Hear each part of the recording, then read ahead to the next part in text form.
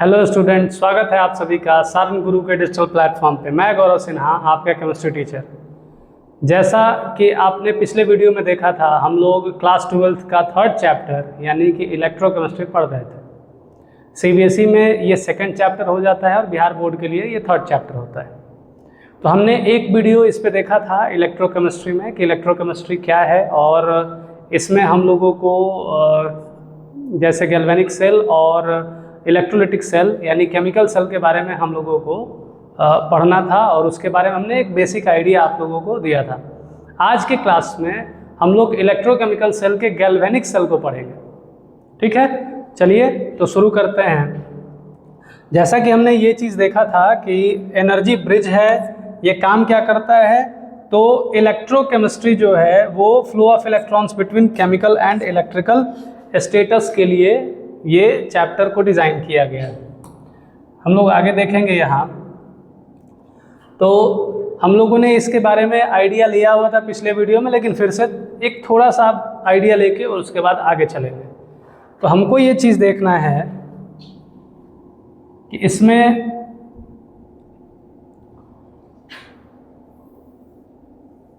जो हमारा ये टू वे होता है, the two way street of energy conversion, तो इसमें क्या है भाई, तो केमिकल टू इलेक्ट्रिकल और इलेक्ट्रिकल टू केमिकल, यानी कि रासायनिक ऊर्जा को विद्युत ऊर्जा में और विद्युत ऊर्जा को रासायनिक ऊर्जा में परिवर्तित करने की प्रोसेस, करने की प्रक्रिया को इस चैप्टर में हम लोग पढ़ते हैं।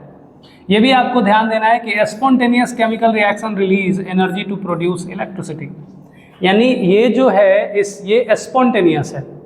स्पॉन्टेनियस का मतलब होता है जो अपने आप प्रक्रिया हो रहा है। एक बार आपने वायर को कनेक्ट किया, आपके जो केमिकल्स हैं वो चार्ज हैं, तो होता क्या है कि ऑटोमेटिक इलेक्ट्रॉन्स का फ्लो होने लगेगा और आप ऑटोमेटिक क्या हो जाएगा, इलेक्ट्रिसिटी प्रोड्यूस होने लगेगा। जैसा एप्लीकेशन में क्या है कि बैटरी है और फ्यूल सेल है।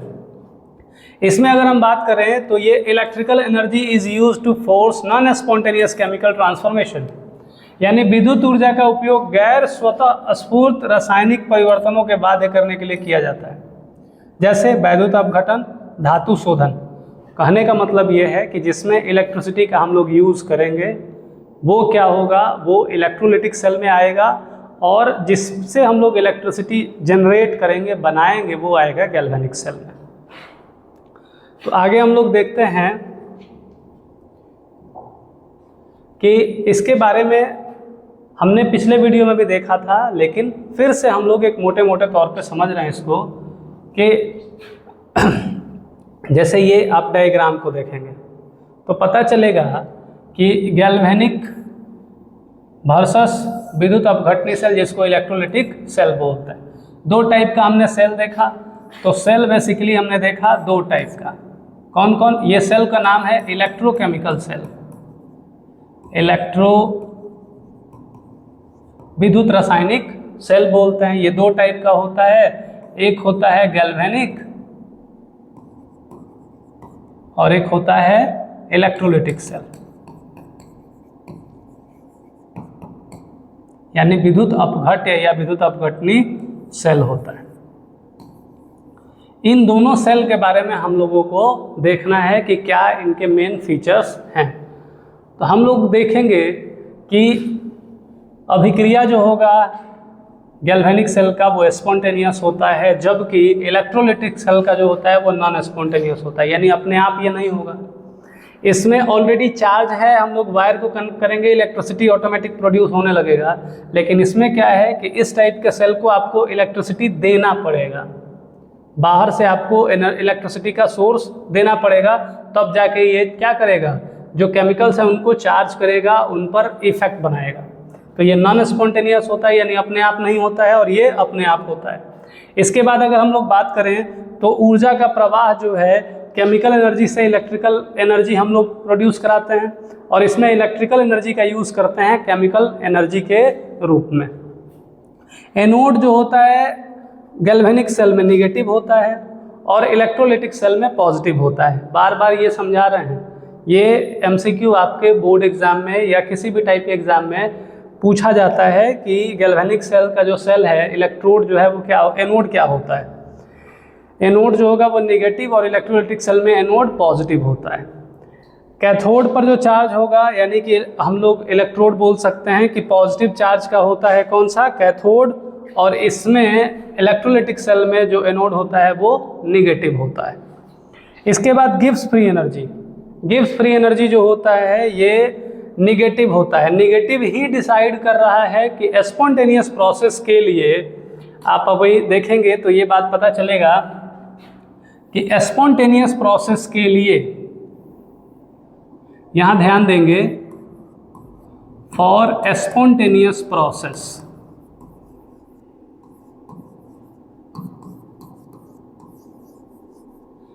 डेल्टा जी का वैल्यू जो है वो क्या होना चाहिए, नेगेटिव होना चाहिए।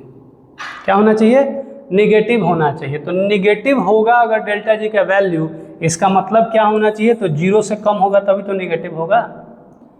तो ध्यान रखना है कि किसी भी स्पॉन्टेनियस प्रोसेस के लिए डेल्टा जी का वैल्यू, डेल्टा जी मतलब गिब्स एनर्जी, जिसको गिब्स फ्री एनर्जी के नाम से जानते हैं।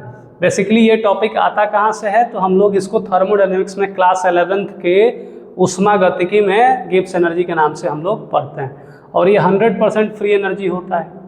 तो इस एनर्जी का वैल्यू अगर निगेटिव में होगा तो ये स्पॉन्टेनियस प्रोसेस होगा, और अगर पॉजिटिव में हो गया तो यानी ये क्लियर हो जाएगा कि ये प्रोसेस नॉन स्पॉन्टेनियस होगा। तो ये ध्यान रखना है कि जहाँ स्पॉन्टेनिटी की बात आएगी गिब्स फ्री एनर्जी हमेशा निगेटिव होगा, और नॉन स्पॉन्टेनिटी की बात आएगी तो गिब्स फ्री एनर्जी वहाँ पे क्या हो जाएगा, पॉजिटिव हो जाएगा। अब हम लोगों को चूंकि गैल्वेनिक सेल के बारे में देखना है, तो हम लोग आज के क्लास में गैल्वेनिक सेल से रिलेटेड ही और उसके इलेक्ट्रोड्स और केमिकल रिएक्शंस के बारे में बात करेंगे। तो हम लोग यहाँ देखेंगे कि हमारे पास स्वतः स्फूर्त ऊर्जा का उपयोग या डेनियल सेल, या हम लोग बोलते हैं गैल्वेनिक सेल। यहाँ अगर सेल पोटेंशियल डिसाइड कर दिया जाएगा तो नाम हो जाएगा डेनियल सेल, और अगर किसी भी टाइप के सेल के लिए जो गैल्वेनिक सेल है उसके लिए हम लोग बात करते हैं तो वो हो जाएगा गैल्वेनिक सेल। तो यहाँ पे क्या है कि यहाँ जिंक जो है वो एनोड है, एनोड का काम कर रहा है। तो एनोड हमने ये एक वर्ड हमने देखा था लोन, पिछले वीडियो में हमने वर्ड देखा था लोन।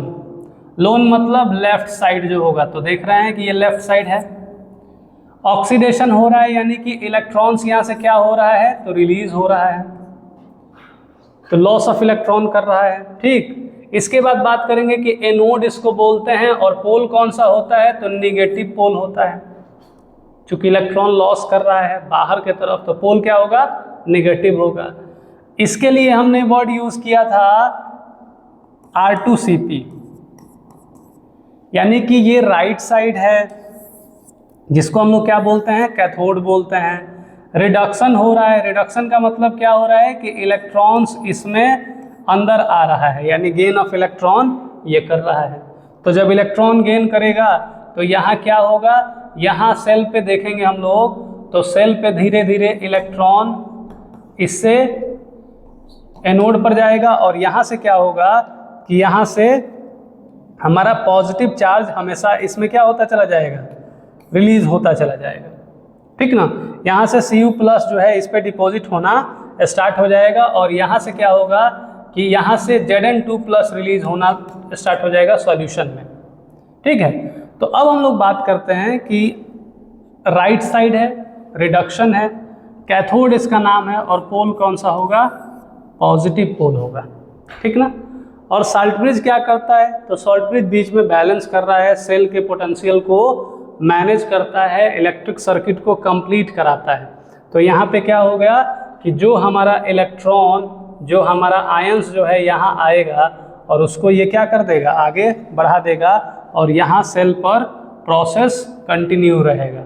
तो एक ऊपर से इलेक्ट्रॉन का फ्लो हो रहा है, और नीचे से केमिकल्स का फ्लो हो रहा है एज थ्रू द, अगर ये नेगेटिव चार्ज सप्लाई हो रहा है तो यहाँ से पॉजिटिव चार्ज सप्लाई होगा, और सेल के कनेक्शन को वो क्या करेगा, बैलेंस करता चला जाएगा।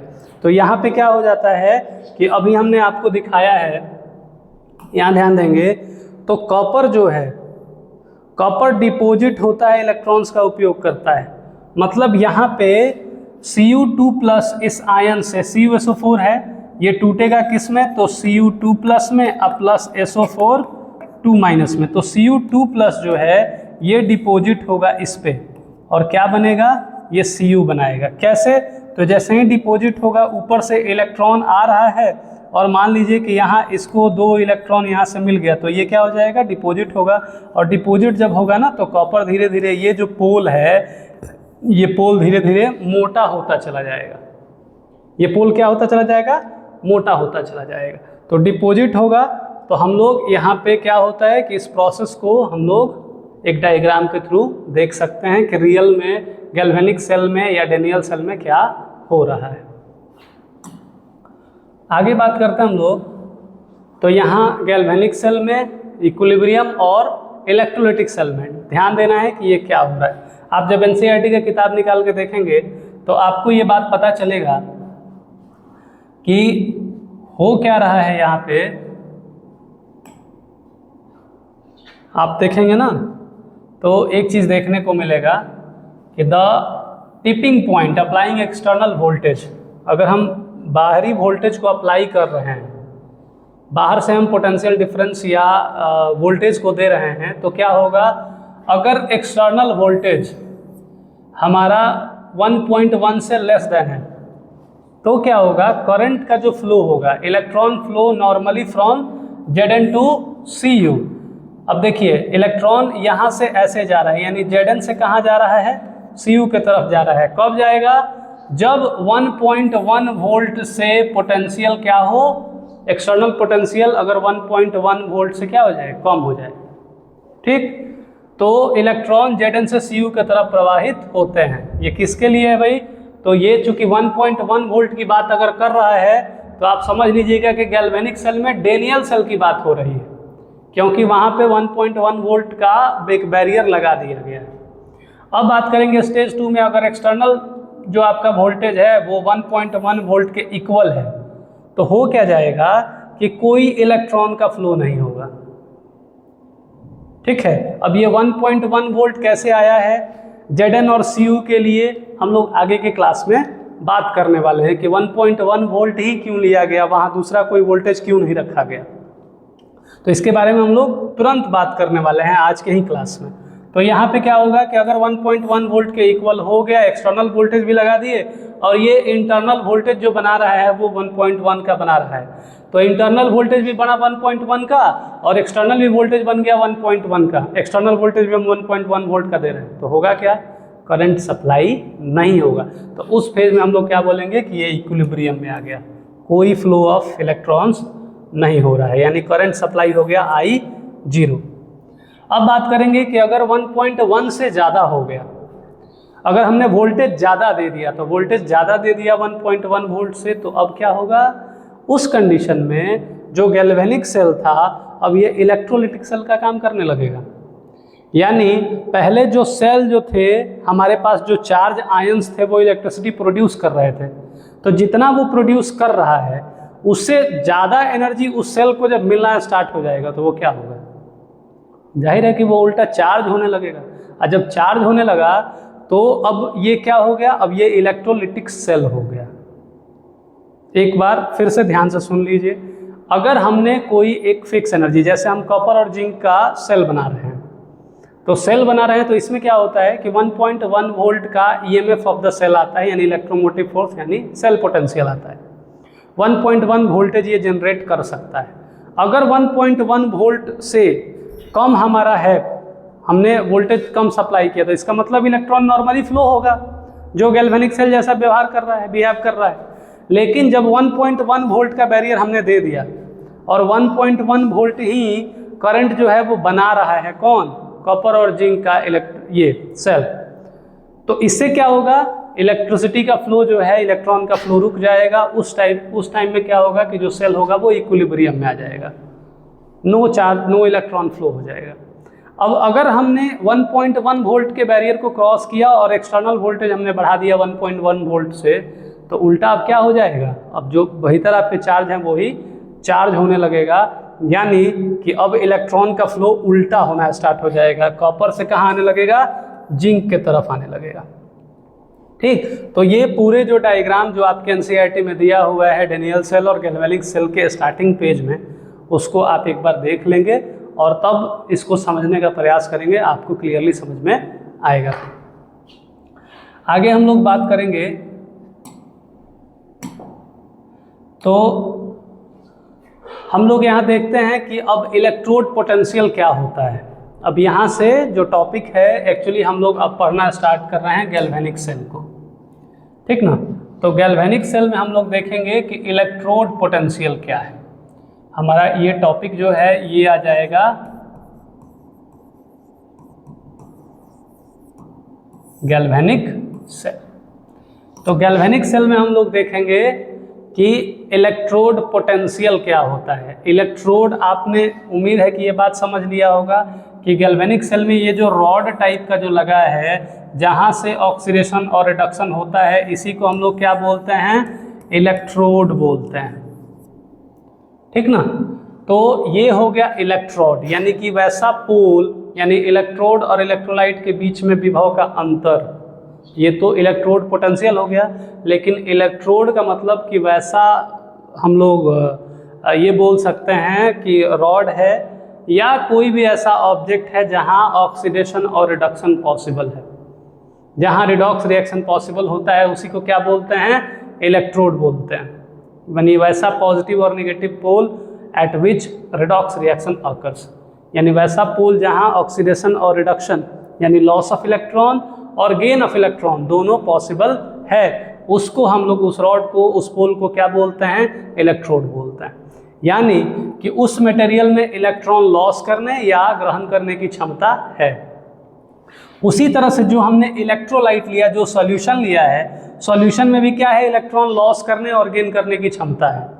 तो जब इलेक्ट्रॉन लॉस करने की क्षमता उस पोल की यानी इलेक्ट्रोड की और लॉस और गेन करने की क्षमता उस इलेक्ट्रोलाइट यानी कि सॉल्यूशन की, जब बीच का जो अंतर होगा, बराबर तो नहीं हो सकता है, कुछ तो अंतर होगा, जो अंतर होता है उसी अंतर को हम लोग बोलते हैं इलेक्ट्रोड पोटेंशियल, ठीक है। यानी इलेक्ट्रोड और इलेक्ट्रोलाइट के बीच का विभव अंतर हम लोग क्या बोलते हैं, इलेक्ट्रोड विभव या इलेक्ट्रोड विभवांतर बोलते हैं। अब यहाँ सेल पोटेंशियल की बात की जाए तो सेल में हमने ये चीज़ देखा है कि सेल में क्या होता है, तो सेल में हमारे पास दो पोल होते हैं, सेल में हमारे पास दो पोल होते हैं।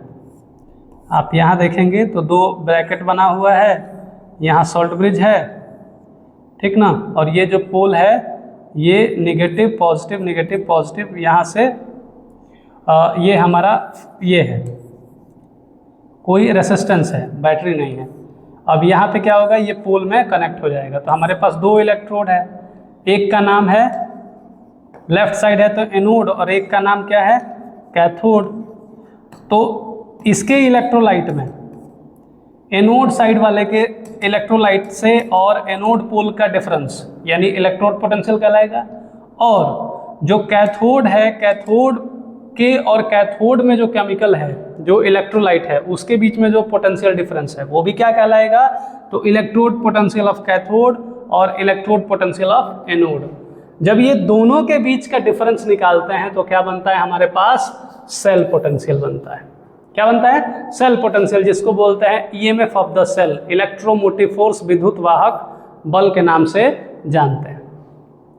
इसको कैसे डिफाइन करेंगे, तो इसको डिफाइन करते हैं कि the difference between the reduction potential of the cathode and anode, ठीक ना, कैथोड और एनोड के अपचयन विभवों के बीच का अंतर, ये रिडक्शन के डिफरेंस को बता रहा है, ठीक ना।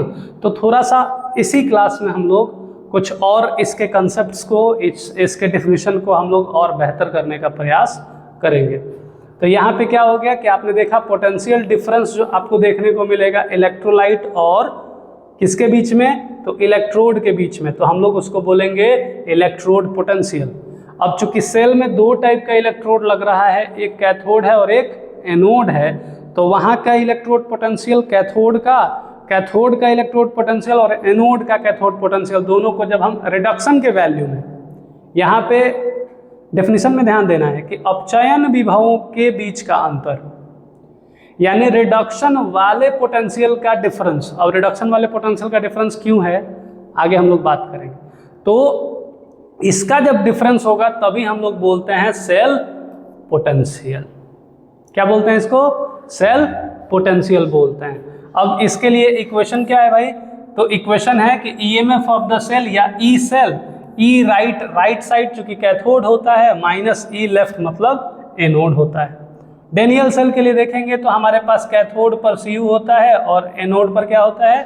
जिंक होता है। ये इलेक्ट्रोकेमिकल सीरीज से आप देखेंगे स्टैंडर्ड इलेक्ट्रोड पोटेंशियल से, तो स्टैंडर्ड इलेक्ट्रोड पोटेंशियल जो कॉपर का रिडक्शन पोटेंशियल आता है वो प्लस में 0.34 वोल्ट होता है, और जो एनोड का होता है वो होता है माइनस 0.76 वोल्ट। तो चूंकि कैथोड माइनस एनोड करते हैं तो ये माइनस माइनस प्लस हुआ 1.10 वोल्ट। आपको पहले भी बता चुके हैं कि जब आप डेनियल सेल की बात करते हैं तो डेनियल सेल में स्पेसिफिक 1.1 वोल्ट और कैथोड के जगह पर कॉपर का यूज़ करेंगे और एनोड के जगह पर जिंक का ही यूज़ करते हैं, तो ही जाके डेनियल सेल होगा। अगर बाकी किसी इलेक्ट्रोड का यूज़ करते हैं तो हम लोग उस सेल को गैल्वेनिक सेल के नाम से जानते हैं। तो अब इस स्थिति में ध्यान देना है कि हमेशा जो डिफरेंस होगा, एनोड हाई पोटेंशियल है और कैथोड जो है वो लो पोटेंशियल है, इसका मतलब कि flow driven potential due to potential difference, यानी कि जो इलेक्ट्रॉन का फ्लो होगा वो ऐसे होगा, यानी एनोड से कैथोड के तरफ। ऐसा क्यों? क्योंकि जब तक एनोड में इलेक्ट्रॉन लॉस करने की क्षमता क्या होनी चाहिए? ज़्यादा होनी चाहिए, और कैथोड में जो है वो लॉस गेन करने की क्षमता अधिक होनी चाहिए। तो एक लॉस करने की क्षमता ज़्यादा है और एक में गेन करने की क्षमता ज़्यादा है, तो होता क्या है कि यही कंडीशन हो जाता है कि इलेक्ट्रॉन फ्लो होगा गैल्वेनिक सेल में, कहाँ से? एनोड से कैथोड के तरफ। ठीक है, आगे हम लोग देखते हैं यहाँ। अब हम लोग थोड़ा सा क्लास के तरफ देखेंगे कि इसको और ठीक से समझने का प्रयास करते हैं, ठीक ना। तो हम लोग यहाँ देखेंगे कि हमने देख लिया कि हमारे पास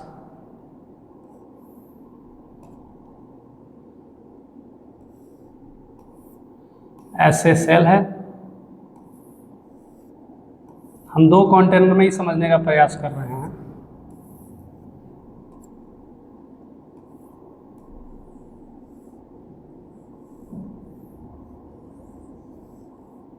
मान लीजिए ये सॉल्ट ब्रिज लगा हुआ है, ठीक ना, ये सॉल्ट ब्रिज बना हुआ है। ये हो गया नेगेटिव पोल और ये हो गया पॉजिटिव पोल। जब हम इलेक्ट्रिसिटी सप्लाई करेंगे, ये इलेक्ट्रिसिटी क्या होगा, यहाँ पे इलेक्ट्रोलाइट डाल दिए, इलेक्ट्रोलाइट डाले हैं। अब ये होगा क्या इलेक्ट्रोलाइट डालने पे कि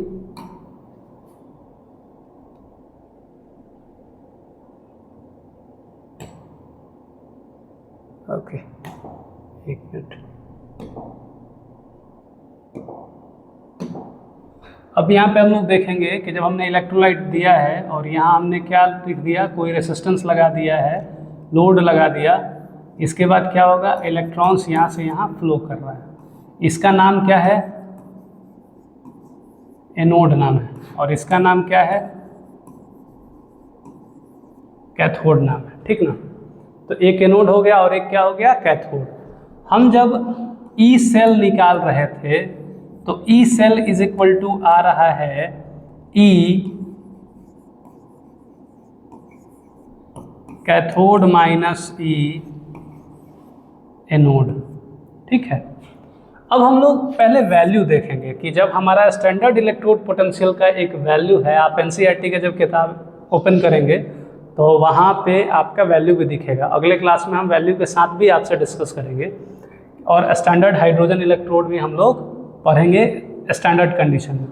तो ये हो गया नॉर्मल कंडीशन में। एट स्टैंडर्ड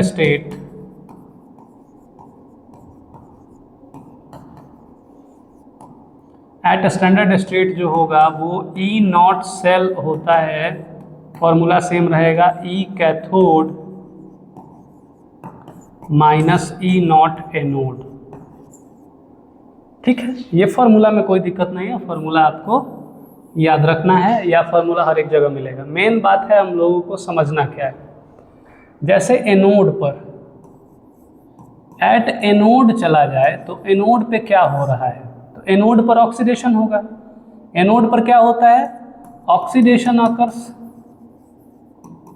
यानी ऑक्सीकरण की व्यवस्था होगी, ऑक्सीडेशन होगा। और एट कैथोड अगर हम देखें तो कैथोड पे क्या होता है, रिडक्शन होता है, यानी अवकरण होता है। ऑक्सीडेशन का मतलब हो गया लॉस ऑफ इलेक्ट्रॉन्स, यानी इलेक्ट्रॉन्स का त्याग। और रिडक्शन का मतलब क्या हो गया, गेन ऑफ इलेक्ट्रॉन्स, यानी इलेक्ट्रॉन को जो ग्रहण करेगा।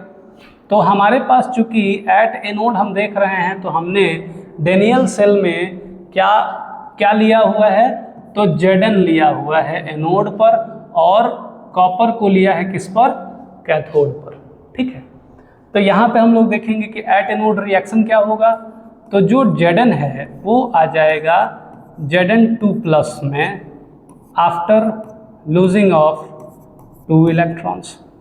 ठीक है, और जो कैथोड पर होगा Cu जो है 2+ after gaining 2 electron it goes to Cu। तो ये हो गया रिडक्शन और ये हो गया ऑक्सीडेशन। जब हम at from standard electrode potential, from standard electrode potential, ठीक है, और वो भी क्या, तो रिडक्शन वाला वैल्यू देखना है। बहुत मज़ेदार, यहाँ पे प्रॉब्लम होगा, ठीक ना। तो जो हम रिडक्शन की बात करेंगे, यानी कि अवकरण की जब हम बात कर रहे हैं, तो ये क्या होगा वैल्यू इसका, जब अगर हम E डिनोट करते हैं इसको कि Zn गया किसमें, Zn2+ में, और हम लोग लिखते हैं जब E Zn2+ से आ जाए Zn में, तो ये प्रोसेस हो रहा है, Zn आ रहा है Zn2+ में, और लेकिन वैल्यू हमारे पास किसका दिया हुआ है, तो जब आप स्टैंडर्ड इलेक्ट्रोड पोटेंशियल रिडक्शन के टर्म्स में देखेंगे तो वैल्यू हमारे पास ये है, यानी E0 यानी स्टैंडर्ड स्टेट पे Zn2+ जा रहा है किसमें, Zn में, तो ये वैल्यू दिया हुआ है -0.76 वोल्ट। उसी तरह से जब हम देखेंगे कि Cu2+ यहाँ Cu में आ रहा है, एग्जैक्टली Cu2+ जो है वो Cu में आ रहा है, तो इसमें कोई चेंज नहीं है। इसका वैल्यू हमको स्टैंडर्ड स्टेट में देखने को मिलेगा +0.34 वोल्ट, ठीक ना। इस वैल्यू को अगर हम चेंज कर दें, ऑक्सीडेशन के टर्म में करेंगे तो वैल्यू पॉजिटिव में हो जाएगा, लेकिन रिडक्शन के टर्म में हम लोग देख रहे हैं तो वैल्यू निगेटिव में है। तो ये वैल्यू निगेटिव में मिल गया और ये वैल्यू हमको मिल गया पॉजिटिव में।